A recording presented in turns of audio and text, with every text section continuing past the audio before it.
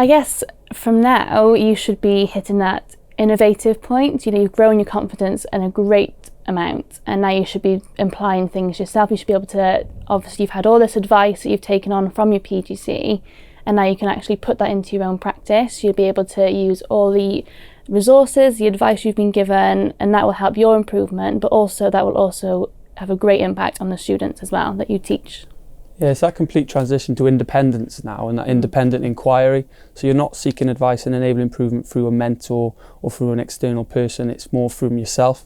So going on reflections of your lessons and inquiries specific to things with specific classes that you can do experiences on, and you can do measure it through impact, measure it through the different things that are happening in that lesson and the observations, that you are independently able to figure out what the problem is without the advice of someone else.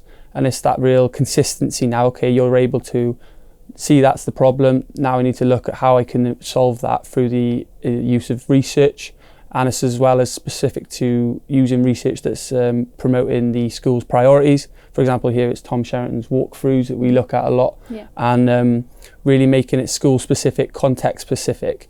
And it's just that consistency, constant. You're independent now, you're constantly reflecting. Yeah, really in depth now. You've really taken, you know, this is your time to shine now. You've managed to, you've done your PGCE, and now it's your time to show what you can do, what you've learnt.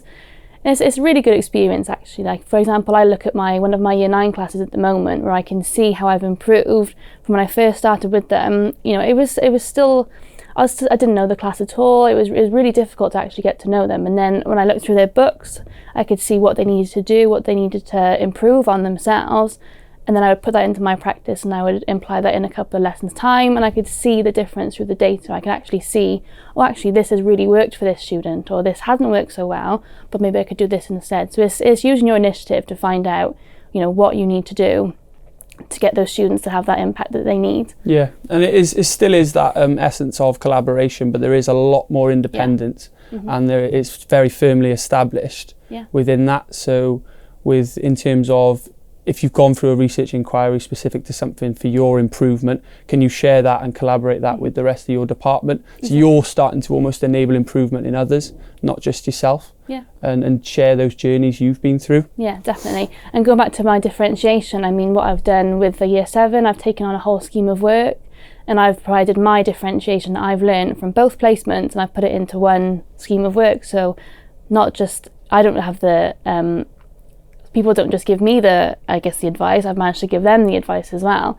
So you've had a whole journey where you've managed to, you have all these things that are given to you, then now it's your time to actually go out and do it. Yeah. And you've got your initiative there. Yeah, and in terms of myself, it's definitely going from that explicit modelling where there's clarity and explanation, where modelling from a teacher-led perspective is very strong and impactful, of trying to now explore things like pupil-led modelling and going outside my comfort zone, where I can adopt research, I can adopt collaboration with others, and these are ideas that can be shared across the department that aren't necessarily happening everywhere. Yeah, exactly.